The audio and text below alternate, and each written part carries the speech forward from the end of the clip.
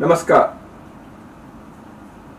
नवरेह के इस शुभ पर्व के अवसर पर आज के इस कार्यक्रम में एकत्रित सभी भाई बंधु बहनों सभी को नए वर्ष के मंगल कामनाएं। आज के इस कार्यक्रम में विशेष रूप से अपने जो कश्मीरी बंधु भगिनी देश विदेशों से आभासीय पद्धति से जुड़े हैं, उन सबके परिवारजनों को, मित्रों को, सभी को इस नए वर्ष के शुभ अवसर पर मैं हार्दिक शुभकामनाएं देता हूं। मित्रों, आज विशेष दिन है, नए वर्ष का प्रारंभ है, दूसरा दिन है। कल ही आप लोगों ने एक संकल्प लिया है। संजीवनी शारदा केंद्र और अनेक सामाजिक संस्थाओं ने मिलकर नवरेह के इस शुभ अवसर पर अप्रैल 12, 13 और 14 को त्याग, संकल्प और शौर्य के एक विशेष कार्यक्रम का आयोजन किया गया था। इसमें आप सभी सहभागी हुए होंगे, यह मेरा विश्वास है। इस कार्यक्रम के पीछे के एक उद्देश्य भी है, इसके पृष्ठभूमि भी आप लोगों ने समझ ही लिया है। त्याग, समर्पण, संकल्प और पराक्रम, शौर्य, यह किसी भी समाज के विकास के लिए, उन्नति के लिए, उत्थान के लिए, किसी भी राष्ट्र के निर्माण के लिए अत्यंत आवश्यक गुण समुच्चय है। इन सारे गुणों के कारण ही कोई भी एक समाज उठ सकता है, अपने आप को उद्धार कर सकता है, विकास कर सकता है। लेकिन इस बार के इस कार्यक्रम में विशेष रूप से इसका आयोजन करने का एक कारण भी है।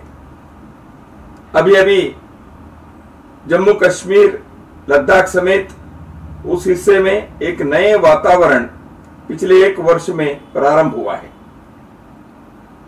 दशकों से, सदियों से कश्मीर में रहने वाले हमारे हिंदू बांधव और उनके परिवार अनेकों संकट और चुनौती के इस कालखंड से पार होते हुए, उसके सामना करते हुए अपने जीवन को अत्यंत एक संकट के घड़ी से उन्होंने पार किया और आगे के विकास के एक नए सीढ़ी पर पहुंचे हैं।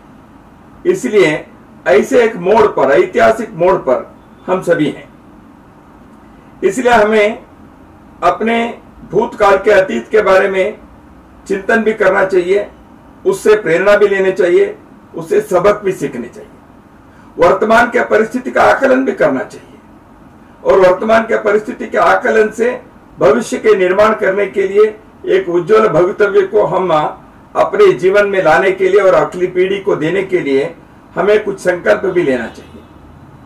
ऐसे एक ऐतिहासिक मोड़ पर पूरे भारत है, विशेष रूप से कश्मीर के हमारे बंधु भगिनी ऐसे एक मोड़ पर इतिहास के, काल के इस गति में खड़े हैं।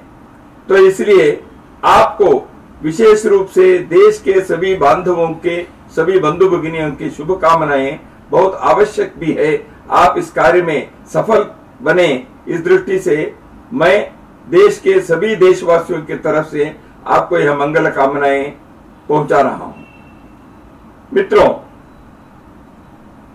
आप 3 दिन के जो कार्यक्रम आपने किया, इसमें त्याग और समर्पण के एक विशेष मिसाल के उदाहरण भी रहा है।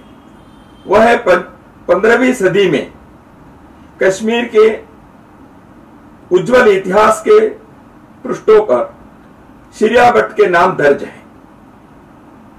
शिरिया भट्ट एक ऐसे व्यक्ति रहे जिनसे प्रेरणा लेकर हमें त्याग और समर्पण के उस मिसाल को अपने जीवन में उतारना चाहिए। हम जानते हैं विदेशी आक्रांता अरब के जो लोग भारत पर आक्रमण किए, कश्मीर पर आक्रमण हुआ और उस समय जैनुल अब्दीन ने जब कश्मीर पर आक्रमण किया, वहां के लोगों के सामने बहुत बड़ा एक संकट पैदा हो गया। बर्बरता से विदेशी आक्रांताओं ने जब आक्रमण किया, उसके हिंसा के तांडव जब उसका नृत्य होता है तो कोई उससे बच नहीं सकता। हमारे बहनों की स्थिति यह तो अकल्पनीय है, भीभत्स है। हमारे भाइयों के धर्मांतरण करना यह भी होता रहा। जो विरोध किया वह जी नहीं सका, जो विरोध नहीं किया वो अपने धर्म उसको छोड़ना पड़ा। हमारे मंदिरों पर, हमारे गांवों पर, हमारे खेत खलिहानों पर सब प्रकार के आक्रमण हुए। इतिहास में यह दर्ज है। तो ऐसे स्थिति में कश्मीर के हमारे समाज जब इस आक्रांता के शिकार होकर किंग कर्तव्य मूड हो गया था, उस समय जैनुल अब्दीन को एक बीमारी हो गई। उसके छाती पर कुछ फोड़ा हो गया। तो उसने कई हकीमों को इधर उधर से बुला बुला कर सब प्रकार के इलाज करवाने के, उपचार करवाने के प्रयत्न किया, लेकिन उस बीमारी से उसको राहत नहीं मिली। तो किसी के कहने पर उसको ध्यान में आया, ये कश्मीर में जो पंडित रहते हैं, वैद्यराज रहते हैं, ये हिंदू वैद्यों के पास बहुत सारे ऐसे जड़ी बूटी के तरह तरह की दवाएं हैं, औषधियां है, इसलिए ये रोग के निदान भी कर सकते हैं, निराकरण भी कर सकते हैं। इस विश्वास से उन्होंने सब तरह से खोज करवाई। तो सिरिया भट्ट नाम के इस वैद्यराज की खोज हो गई। सिरिया भट्ट केवल वैद्य नहीं थे, वो कई शास्त्रों के पारंगत भी थे। ज्योतिष के अन्य अन्य विषयों के भी वो ज्ञाता थे। सिरिया भट्ट जब ये पता चला, वैद्य का काम ये होता है, वो शत्रु दुश्मन कौन है क्या है ऐसे नहीं है, रोगी जब है उस रुग्ण के सेवा करना वैद्य की एक श्रद्धा का विषय होता है। तो इसलिए जब जैनुल अब्दीन को उनको ये बीमारी हो गई, उन्होंने सिरिया भट्ट को बुलाया। तो सिरिया भट्ट गए और अपने जड़ी बूटी के दवा से, अपने आयुर्वेद की इस चिकित्सा से उसने जैनुल अब्दीन के इस फोड़े के इस बीमारी को उसने पूर्ण रूप से निराकरण करवा दिया। इलाज अच्छा हो गया, सफल हो गया और जैनुल अब्दीन बहुत खुश हो गए। स्वाभाविक है, जब राजा खुश होता है वो कहता है तुम जो मांगे मांगो, तो ये तो है ही। तो जैनुल अब्दीन ने बहुत संपत्ति, धन, सुवर्ण वगैरह देने के लिए सामने आया। तो सिरिया भट्ट ने हाथ जोड़ कर गया, मुझे कुछ नहीं चाहिए। आश्चर्य हो गया, अरे ऐसे कोई पंडित जब इलाज किया है, उपचार किया है, तो कुछ नहीं ले रहा है। उसने कहा तुम क्या मांगते हो, मांगो। उसने कहा मुझे कुछ नहीं चाहिए, लेकिन मेरे एक अनुरोध है, उसको आप पूरा करिए। सिरिया भट्ट जी ने कहा, देखिए हमारे कश्मीर के अपने बंधु भगिनियों पर जो अत्याचार हो रहा है, आक्रमण हो रहा है, ये जो चला हुआ है, इसको आप रुकवाइए। तो सिरिया भट्ट के इस अनुरोध पर जैनुल अब्दीन एकदम चकित हो गए। उसको अचरज लगा, ये कैसे आदमी है, उसके लिए सब कुछ धन संपत्ति सब मिलने वाली थी, लेकिन उसने ठुकराया। उसके बदले में अपने समाज के लिए, अपने लोगों के लिए उन्होंने ये मांग रखी। तो इससे उसको एक बहुत बड़ी सबक मिली, जीवन के एक पाठ मिला उस विदेशी आक्रांता को। यहाँ के एक सामान्य वैद्य कश्मीर के, उसने ऐसे आक्रांतों को जीवन के एक बहुत बड़ा उपदेश अपने आचरण से, व्यवहार से, वाणी से दिया। उसने केवल दवा नहीं दी उस बीमारी के लिए, लेकिन दिमाग की उस बीमारी के लिए भी दवा दी, उस अहंकार के बीमारी के लिए भी उसने एक ऐसी दवा दी। तो इस प्रकार के एक उसके आचरण के कारण क्या हुआ, बाद में जो कश्मीर से लोग, कश्मीरी पंडित, कश्मीरी हिंदू, उनको भागना पड़ा था। आक्रमण के कारण उनके शिकार नहीं होना है तो वहां से भागे लोग। ऐसे भागे हुए लोगों को घर वापसी करवाने का कार्य भी सिरिया भट्ट के इस आचरण से, उनके अनुरोध से वो हो गया। कश्मीर के लोग फिर वापस आए। ये कहानी है 15वीं सदी की इतिहास में। तो इसलिए फिरिया भट्ट के इस अद्भुत त्याग और समर्पण के कहानी की प्रेरणा लेकर हमने इस 3 दिन के अभियान में त्याग समर्पण के एक कार्यक्रम हमने किया। और कल वर्ष प्रतिपदा के दिन एक संकल्प का कार्यक्रम था। इस संकल्प को आप लोगों ने लिया ही है। आप पारंपरिक परिधान पहनकर एक विशेष रूप से आपने नवरेह के इस थाली में सजाई जाती नवरेह के जो शुरुआत के दिन करते हैं, उस सजाई जाती है नवरेह को, उसके लेकर आपने एक संकल्प लिया। संकल्प भी कैसे हैं? प्रेरणा वहीं से है। शांति, सद्भावना और समरसता को पुनः एक बार कश्मीर के अपनी इस भूमि पर स्थापित करना चाहिए। और इसके लिए हम अपने इस पवित्र भूमि के गौरवशाली परंपरा को अक्षुण्ण रखते हुए उसके संरक्षण हेतु तन मन धन के योगदान करने का संकल्प हमने लिया। और साथ साथ यही भी हमने संकल्प किया कि आने वाले दिनों में कश्मीर में अपने परिजनों को, मित्रों को फिर से बसाकर अगले नवरेह के उत्सव को, पर्व को उल्लास से हम अपने कश्मीर के भूमि पर मनाएंगे। यह हमारे संकल्प रहा। मित्रों, संकल्प में शक्ति होती है। संकल्प की शक्ति अपार होती है। हमने देखा है, भीष्म ने प्रतिज्ञा की, राणा प्रताप ने प्रतिज्ञा की, शिवाजी महाराज ने शपथ ली। जब संकल्प होता है, संकल्प में बल होता है। वो व्यक्ति चाहे हो, समूह चाहे हो, समाज के हो, राष्ट्र के हो।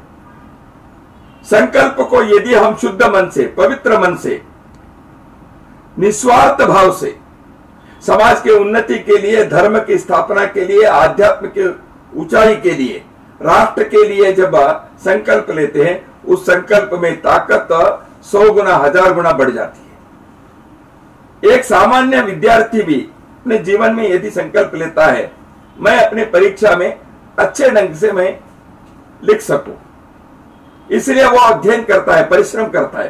केवल संकल्प करके छोड़ता नहीं है। भगवान के सामने प्रार्थना करके वो छोड़ देता नहीं है।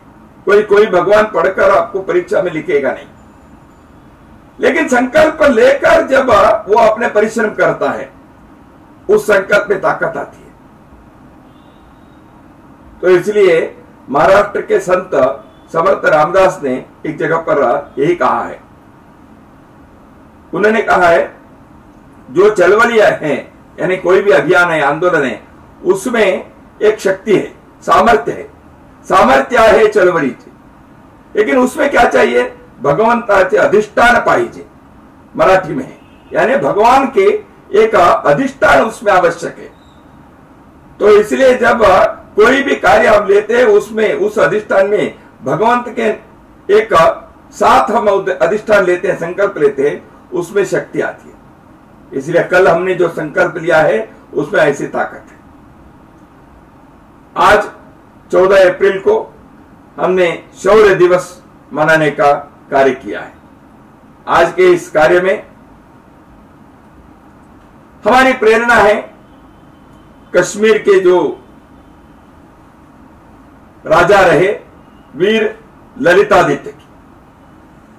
प्राचीन काल में बहुत सारे विदेशी आक्रांतों ने भारत के भूमि पर बार बार आक्रमण किए। भारत के भूमि पर आक्रमण करने का कारण हम सब जानते हैं। यहां की सोने की चिड़िया, इस प्रकार के समाज का वर्णन जो है, सचमुच में सोने की चिड़िया थी। यहां समृद्धि थी, संपत्ति थी। इस संपत्ति को, समृद्धि को लूट कर अपने जीवन में भोग लालसा से जीने के लिए विदेशी आक्रांत यहां आए। केवल इतना ही नहीं, उन्होंने अपने मजहबी एक उन्माद से आए, तलवार लेकर आए। इसलिए दुनिया में और कोई मजहब रहना ही नहीं चाहिए। अपने मजहब ही एकमात्र रास्ता है अल्लाह को खुदा पहुंचने के लिए। इसलिए बाकी सब मजहब जो है, पंथ जो है, संप्रदाय जो है, धर्म जो है, वो सब रहने के लिए अधिकारी नहीं है। तो इसलिए एक तरफ संपत्ति के लूट, दूसरे तरफ अपने मजहब के उन्माद से उस मजहब को यहां स्थापित करने के लिए बाकी धर्मानुयायी लोगों के कत्लेआम करना, यदि वो उनके मजहब स्वीकार नहीं करते तो ऐसे खून खराबा हुआ। इस प्रकार के विदेशी आक्रामकों से हमारे पूर्वजों ने सदियों तक लड़ते रहे, संघर्ष करते रहे और विजय प्राप्त करते रहे, लेकिन कभी उन्होंने हार नहीं माना। कश्मीर की कहानी भी इस इतिहास से अलग नहीं है, भिन्न नहीं है। कश्मीर के हमारे पूर्वजों ने इसी प्रकार लगातार इस प्रकार के संघर्ष में रहे।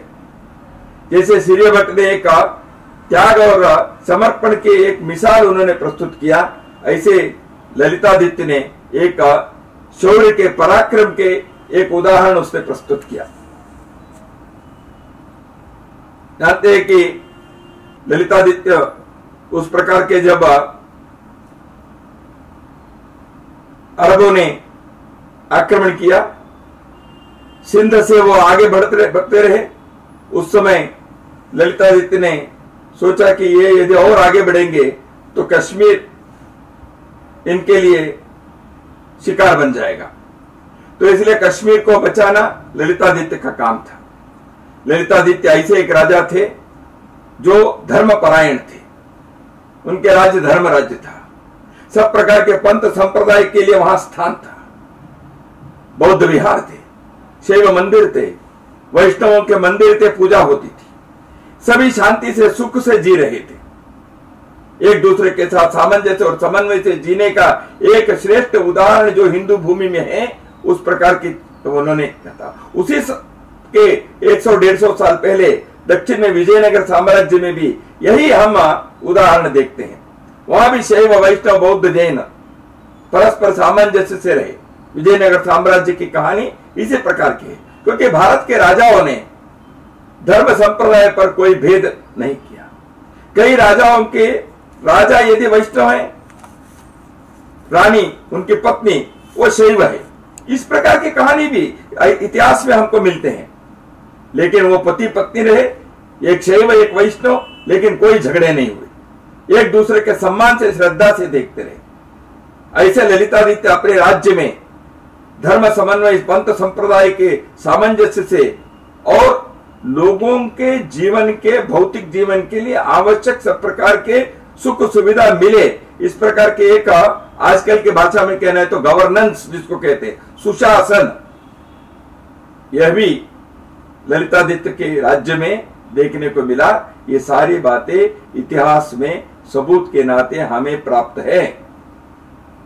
तो इसलिए ललितादित्य के जो शौर्य है, पराक्रम है, वह भी हमारे लिए प्रेरणा देते हैं।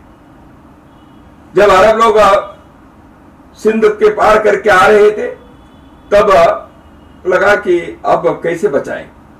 इसलिए उनके ताकत के बारे में उनको मालूम था, क्योंकि वो अन्य देशों पर आक्रमण करते हुए उन सबको परास्त करके अपने राज्य को वहां जमाते आए थे।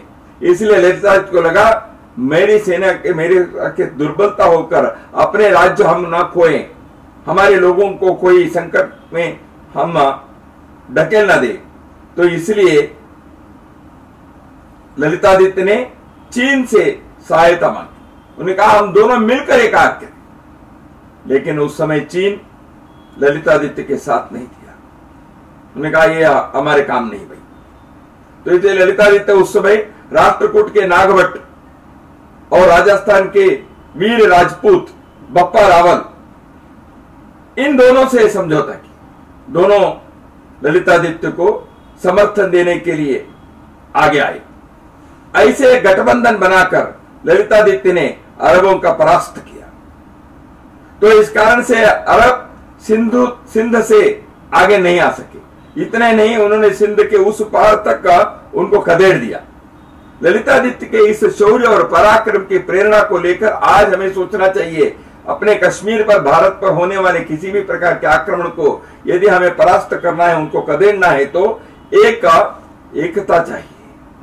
भिन्न भिन्न प्रकार के लोगों से मिलकर हमें काम करना पड़ेगा। उस एकता के कारण हमारी शक्ति बढ़ेगी। इसलिए जब हम संकल्प लेते हैं एक तरफ त्याग और समर्पण की दृष्टि से, उसके पराकाष्ठा से, कश्मीरी बंधु भगिनियों ने पिछले कई दशकों में जो त्याग के संकट के कारण सब प्रकार के जो उनको खोना पड़ा, उस त्याग और बलिदान के सामने मैं क्या कहूं। सारे देश आपके सामने नतमस्तक है। आपके इस संकट के काल में सारे हिंदू समाज आपके साथ किसी न किसी प्रकार से खड़ा रहा है। लेकिन आपने जो त्याग किया है, आपने धर्म की रक्षा के लिए जिस प्रकार के दर्द को सहन करते हुए आप कश्मीर की समाज को सुरक्षित रखने के लिए जिस प्रकार आपने कार्य किया, इसके सामने हम सभी नतमस्तक हैं और आपको साधुवाद भी देता हूं, प्रशंसा भी करता हूं। और यह एक इतिहास में उदाहरण बन गया है। कश्मीर के लोगों को बार बार अपने भूमि से विस्थापन होना पड़ा। अभी 1989-90 में 89-90 में जो विस्थापन हुआ, ये 7वां विस्थापन है। कश्मीर के लोग कई बार अंते, जैसे सीरिया भट्ट का मैंने अभी उदाहरण दिया, औरंगजेब के जमाने में हुआ।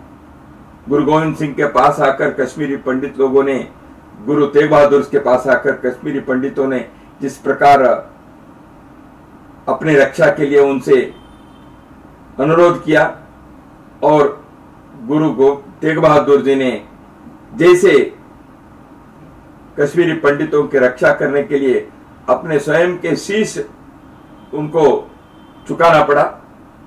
इसलिए दिल्ली के शीशगंज आज खड़ा है, क्योंकि गुरु तेग बहादुर के उस बलिदान के कारण।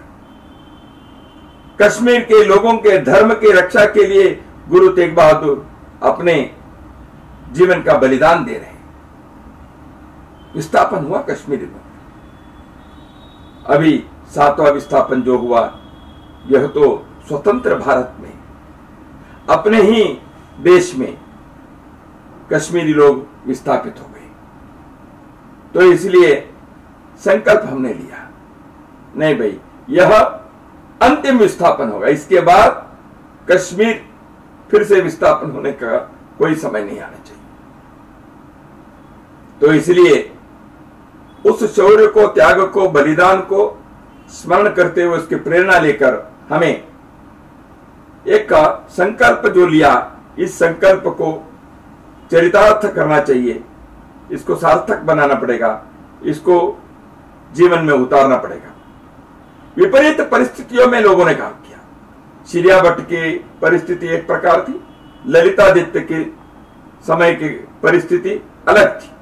लेकिन भारत के लोगों ने परिस्थिति कैसे भी रही, उनके सोच क्या रहा। जब त्याग बलिदान आवश्यक है, त्याग बलिदान। जब शौर्य पराक्रम की आवश्यकता है, उसके पूरा करने के लिए सामने है।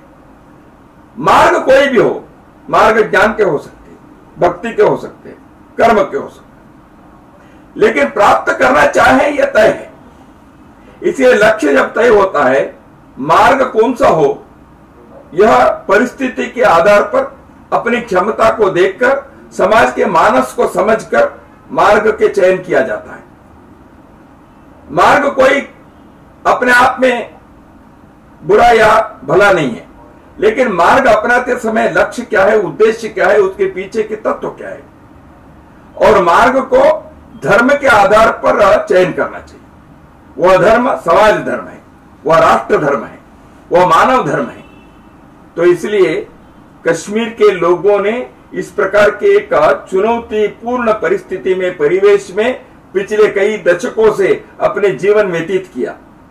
मान अपमान सहन करना पड़ा उनको, सब प्रकार के दयनीय स्थिति में गुजरना पड़ा, सब प्रकार के हिंसा को सामना करना पड़ा। जिनके पास संपत्ति थी, धन था, खेती थी, सब छोड़कर अपने ही देश में भिखारी जैसे रहना पड़ा। लेकिन परिस्थिति ऐसी थी। उस परिस्थिति में भी संघर्ष करते हुए अपने मूल को, धर्म को, अपने तत्व को, अपने लक्ष्य को न छोड़ते हुए आगे बढ़ना चाहिए। इतिहास में इजराइल के यहूदी लोगों के एक उज्जवल उदाहरण है। बंधुओं, यहूदी लोग विश्व के कई देशों में बिखरे हुए थे। अपने मातृभूमि को उनको छोड़ना पड़ा। इजराइल से उन्होंने 1800 वर्ष तक बाहर रहे। कितनी पीढ़ी हो गई, लेकिन हर पीढ़ी में उन्होंने यही विचार किया, अगले स्तर में हम फिर से इजराइल में जाकर मनाएंगे। ऐसा हर पीढ़ी को उन्होंने वचन दिया, शपथ दिया, संकल्प दिया, और उसके पश्चात लड़ते रहे। उन्होंने भी अपमान सहन किया, हिंसा सहन की, सब प्रकार के जीवन के चुनौतीपूर्ण उस घड़ी को उन्होंने देखा। एक देश नहीं, दुनिया के कई देशों में, और वहां के देश के समाज में उनके साथ बहुत अच्छा व्यवहार किया, ऐसे नहीं है। बहुत तुच्छता से, बहुत हीनता से उनके साथ व्यवहार हुआ। पशु सदृश जीवन उनको बिताना पड़ा। केवल भारत एकमात्र अपवाद है जहां यहूदी लोगों के साथ ऐसे कोई भी दुर्व्यवहार नहीं हुआ, उनके साथ ऐसी कोई अपमान उनको सहन करना नहीं पड़ा। यहां वो भाईचारा के साथ रहे। उन्होंने अपने साहित्य में लिख कर रखा है। यहूदी लोगों ने इस प्रकार के जो सैकड़ों वर्षों तक संघर्ष किया, एक संकल्प लिया, हम अपने मातृभूमि पर, मेरे होमलैंड पर हम जाएंगे। हम अपने इस संकल्प को आज नहीं तो कल, इस पीढ़ी में नहीं तो अगली पीढ़ी में हम इसको चरितार्थ करेंगे, साकार करेंगे। हम अपने ख्वाब को, अपने सपने को जीवन में उतार कर ही रहेंगे। ऐसे करते रहे। 1948 में इजराइल के उस भूमि पर दुनिया भर में बिखरे हुए यहूदी लोग आए। अपने स्वतंत्र मातृभूमि को उन्होंने फिर से प्राप्त किया। संकल्प की शक्ति है, समाज के सामूहिक मन की शक्ति है। ये इतिहास से प्रेरणा लेने के यह उदाहरण है। इसलिए मित्रों, और एक कहानी, अभी वो इतिहास अभी भी चल रहा है। तिब्बत से, अपने मातृभूमि से तिब्बती लोग कुछ दशक पूर्व चीन के आक्रमण के कारण उनको अपने देश छोड़ना पड़ा। भारत आए। भारत में उन्होंने यहां के भूमि पर, यहां के समाज के पोषण से आज तक रह रहे हैं। परंतु तिब्बती लोग यही विचार करते हैं, आज नहीं तो कल हम अपने त्रिविष्टप में, अपने तिब्बत में फिर से जाएंगे। हो सकता है कुछ समय लगेगा, लेकिन हर पीढ़ी को यह संकल्प लेना चाहिए, हम अपने मातृभूमि पर पहुंचेंगे और हमारे पूर्वजों के इस सपने को हम साकार करेंगे। इसके लिए चाहिए त्याग और समर्पण, इसके लिए चाहिए शौर्य और पराक्रम, इसके लिए चाहिए एक संकल्प। तो इसलिए मित्रों, आप 3 दिन जो कार्यक्रम संपन्न किए हैं, यह इसी इतिहास के उदाहरण से प्रेरणा लेकर करने का एक बहुत बड़ा एक अभियान, एक ऐसे कार्यक्रम था, उसमें आप लोग सहभागी हुए हैं। इसलिए मैं आपको हृदय से शुभकामनाएं देता हूं। सारे देश आपके साथ है, आप इस कार्य में सफल हो। जैसे मैंने कहा, इतिहास के एक मोड़ पर आज कश्मीर के हमारे समाज खड़ा है। 1 साल पूर्व, लगभग 1.5 साल हो गए, एक बहुत बड़ा काम हुआ। भारत के संविधान में धारा 370 निष्प्रभाव किया गया, 35A को हटाया गया। इस कारण से कश्मीर के बारे में वर्षों से, दशकों से जो एक मांग थी, एक जो विचार था, वह एक मंजिल पहुंच गया, एक सफलता मिली। इस संघर्ष में एक कामयाब, तो एक मील का पत्थर है। अब क्या काम पूरा हो गया? नहीं हुआ। लेकिन पिछले 1 साल में भारत सरकार ने कई प्रकार के कश्मीर के लोगों के लिए, कश्मीरी बंधु बांधवों के लिए, पंडितों के लिए, हिंदुओं के लिए, कश्मीर के विकास के लिए कई काम सरकारी तौर पर उन्होंने उठाए। अनेकों वर्षों से पेंडिंग रहे हुए कई काम पूर्ण करने में सरकारी तंत्र आज आगे बढ़ा है। वो अपने जगह पर है, वो जो कार्य अच्छे कर रहे हैं उसके लिए हम साधुवाद दें, सहयोग दें, स्वागत करें और दुनिया में इस विषय को हम पहुंचाएं, क्योंकि बहुत सारे गलत समाचार, गलत संदेश मिथ्या रूप से, विकृत रूप से, डिस्टॉर्टेड न्यूज ये पहुंच जाते हैं। सच में क्या हो रहा है धरती पर, हकीकत क्या है, ये लोगों को समझ में नहीं आता। तो इसलिए जो अच्छी बातें हो रही हैं इसको पहुंचाने के एक बहुत बड़ा काम समाज के लोगों को करना चाहिए, केवल सरकारी तंत्र पर निर्भर नहीं रहना चाहिए। मित्रों, उसके साथ साथ हमने एक शांति के, सद्भावना के, समरसता के कश्मीर के स्थापना के संकल्प लिया है। क्या यह कार्य केवल सरकार पर छोड़ना है? सरकार इसके लिए आवश्यक परिवेश बनाए, कानून बनाए, उस प्रकार की स्थिति को उत्पन्न करने के लिए सरकार करे, यह सरकार की कर्तव्य है। लेकिन उसके साथ साथ यदि वो सफल होना है, उसके लिए समाज का पूर्ण सहयोग चाहिए। मनोयोग से समाज को इस दिशा में आगे बढ़ने के लिए अपने तौर पर भी, अपने स्तर पर भी उनको प्रयत्न करना ही पड़ेगा। कोई भी समाज केवल सरकारी बलबूते पर अपने विकास नहीं कर सकता। अपने को अपने पैरों पर खड़े होने के लिए, अपने दिल के अंदर के भावनाओं को उजागर करते हुए, अपने मस्तिष्क के प्रतिभा से, अपने सामूहिक मन से कार्य करने से ही हम एक सफलता के मंजिल पहुंचने में हम भी आगे बढ़ सकते हैं, उसका आनंद ले सकते हैं। मित्रों, त्याग और समर्पण की बात आई सीरिया बट के, क्या केवल उस सदी की बात है, 15वीं सदी की बात? लेकिन हम विचार करें, अभी इस 7वें विस्थापन के इस कालखंड में हमारे कितने लोग अपने बलिदान दिए। स्वर्गीय टीकालाल टप्पू जी, जस्टिस नीलकंठ गांजू जी, बहन सरला भट्ट जी, प्रेमनाथ भट्ट जी, मैं याद करता हूं कितने लोग ये जो मजहबी उन्माद के लोगों के शिकार हो गए। उनके क्या कसूर, उनका क्या अपराध था? वो हिंदू के नाते जन्मे और कश्मीर में रहे, यही उनका अपराध। उन्होंने आवाज उठाई कश्मीर के लोगों के लिए अन्याय के खिलाफ, यही उनका अपराध है, यही उनका पाप है। लेकिन उन्होंने उस चुनौती को स्वीकार किया। हम सबके लिए, कश्मीर के भवितव्य के लिए अपने त्याग दिया। उनके उस समर्पण को हम स्मरण करें, वह त्याग, वह समर्पण व्यर्थ न हो जाए। हमारे अगली पीढ़ी को इस प्रकार के जो लोग कश्मीर के लिए, भारत के लिए अपने समर्पण किया, बलिदान दिए, उनके नाम के स्मरण करने के लिए अगली पीढ़ी को हम इस इतिहास को बार बार बताएं। भारत के सैनिक, अर्धसैनिक बल, कश्मीर के पुलिस, इन्होंने भी इस प्रकार के जो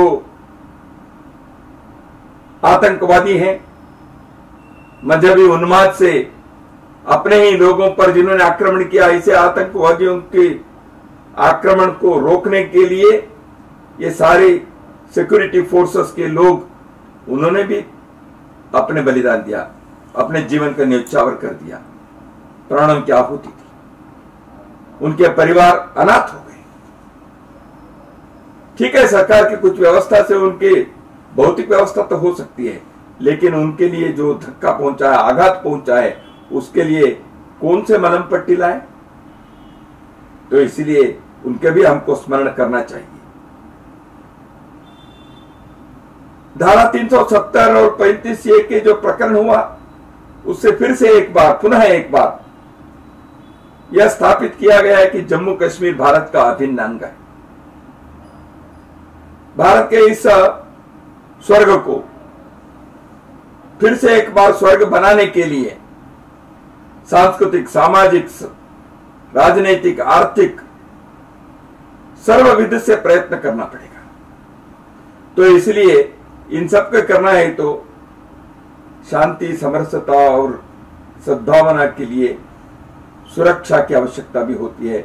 वो भी हम विचार पूर्ण करने के लिए समाज में जागृति भी लाए, सरकार के साथ सहयोग भी करें। कोई भी समाज को जीवित रहना चाहिए। केवल हम जन्मे हैं, खाओ पियो मौज उड़ाओ, ईट ड्रिंक एंड बी मेरी, इसके लिए अपना जीवन है क्या?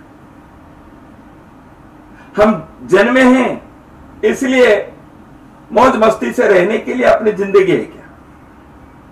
अपनी जिंदगी का प्रयोजन क्या है? अपने जीवन का लक्ष्य क्या है?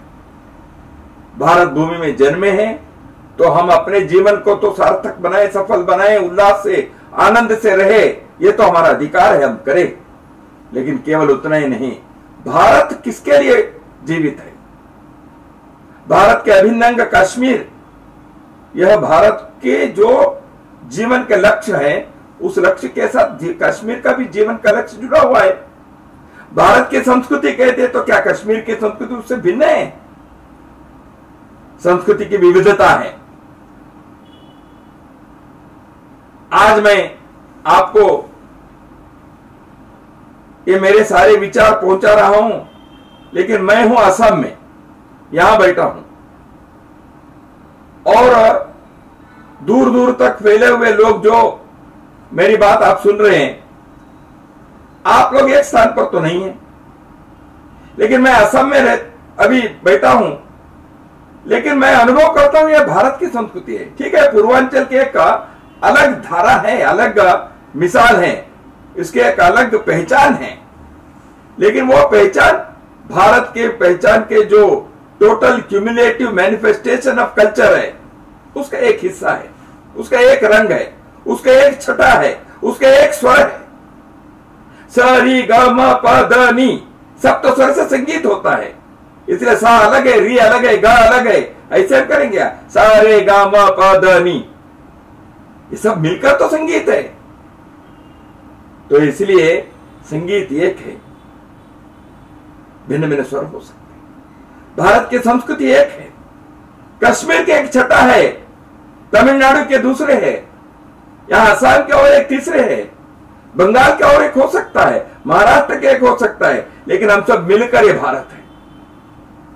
कश्मीर के हम एक ऐतिहासिक मोड़ पर जब खड़े हैं, हमें विचार करना पड़ेगा, हम ये सारे संघर्ष, ये सारे चुनौती को सामना करने के बेड़ा क्यों उठाया?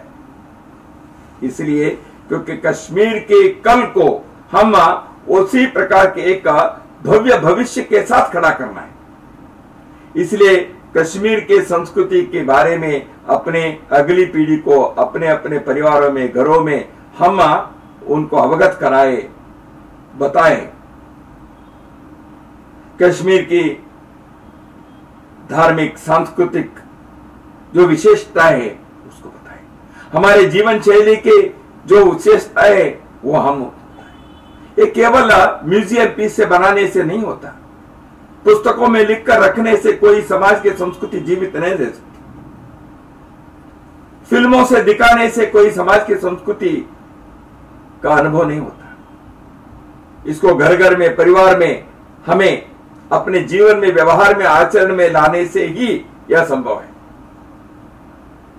भले हम कोई भी भाषा सीखे, इंग्लिश सीखे, फ्रेंच सीखे, जर्मन बोले, लेकिन हम कश्मीरी ना भूलें।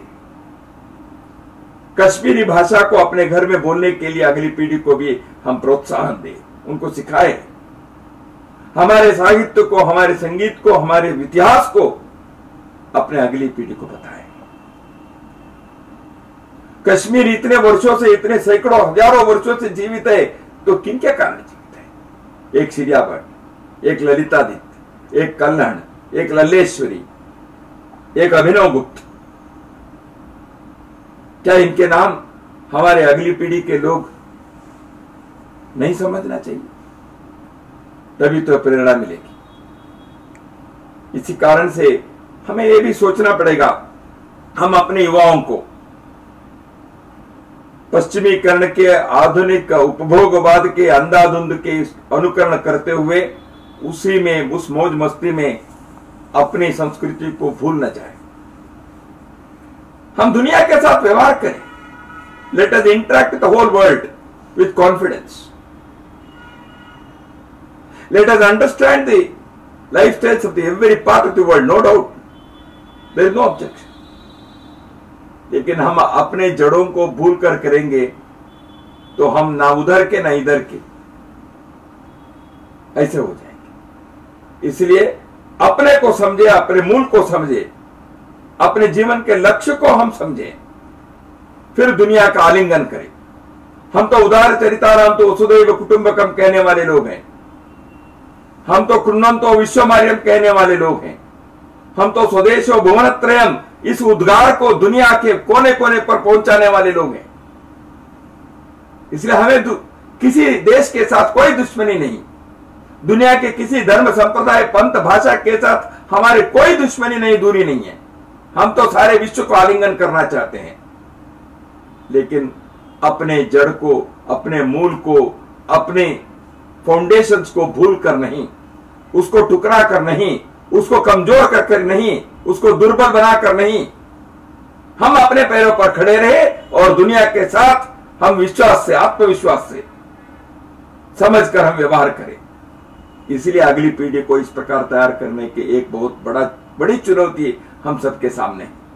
इसलिए कश्मीर के आर्थिक, राजनीतिक, औद्योगिक विकास एक तरफ है, लेकिन सांस्कृतिक, सभ्यतामूलक विकास यह समाज को करना चाहिए।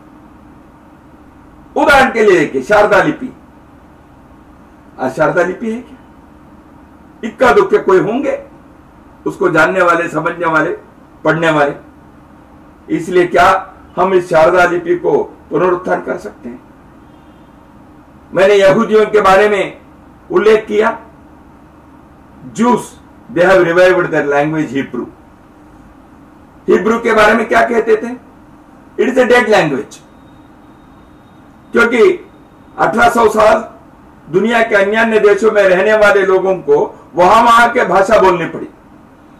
कोई जर्मन बोलता था, कोई फ्रेंच बोलता था, कोई रशियन बोलता था, कोई इंग्लिश बोलता था। जब 1948 में वो फिर से अपने इजराइल की मातृभूमि पर आए, एक भाषा बोलने वाले लोग नहीं थे।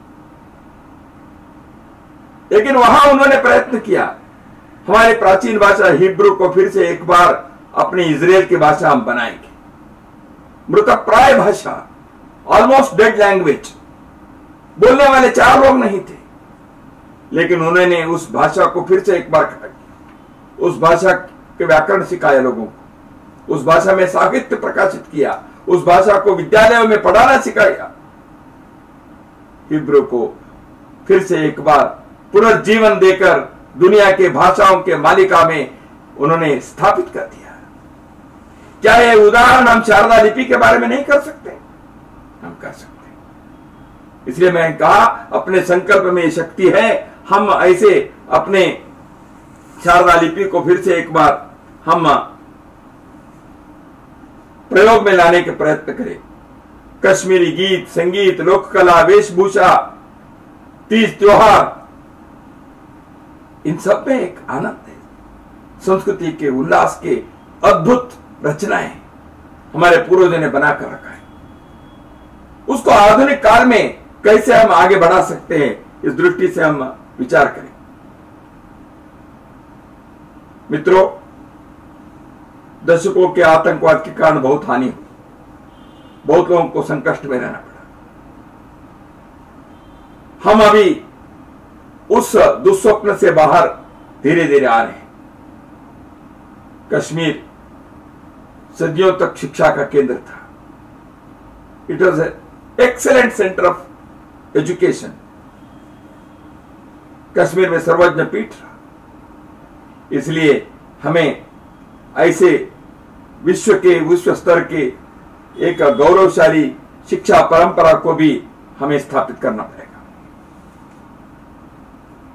हम कई प्रकार के जो आक्रमण होने के कारण कश्मीर घाटी में मंदिरों के जो नाश हुआ उसको पुनरुद्धार करने का काम भी है। क्या कीर भवानी, क्या परिहारपुरा, क्या मार्तंड मंदिर, क्या अवंतीपुर, इन सभी मंदिरों के जीर्णोद्धार करते हुए पुनः उनके और एक बार सांस्कृतिक केंद्र के रूप में उसको विकसित करने का कार्य हमारे सामने है। तो इसलिए ऐसे एक सांस्कृतिक, धार्मिक, सामाजिक आयामों में हमको कार्य करना पड़ेगा। तो इसलिए कश्मीरी बंधु भगिनियों से मेरा अनुरोध है, हमने जो संकल्प किया है, आज इस 3 दिन के अभियान को जैसे आखिरी दिन हम मना रहे हैं, यह नए शुरुआत के, प्रारंभ के एक सूत्रपात करने में सफल हो, यही मेरी आपकी तरफ शुभकामनाएं हैं। कश्मीरी घाटी में बहुत सारे जो अपने सांस्कृतिक विविधताएं, सांस्कृतिक दृष्टि से श्रेष्ठ जो उदाहरण है, उनकी रक्षा करना और उन सब के प्रति अपने श्रद्धा को जागृत रखना, अगली पीढ़ी को कश्मीरी जीवन शैली के बारे में अवगत कराना, उसके बारे में आत्मविश्वास से बोलने के लिए उनको तैयार करना, यह आवश्यक है। इतने ही मैं इस समय आपके सम्मुख अनुरोध करता हूं। पुनः एक बार इन 3 दिनों में आपने एक संकल्प लेकर कश्मीर के समाज में एक जान फूंकने का, उनके जीवन को चरितार्थ बनाने का, एक उदाहरण प्रस्तुत करने का बीड़ा जो उठाया है, इसके लिए साधुवाद देता हूं, आपका अभिनंदन करता हूं। भारत माता की जय।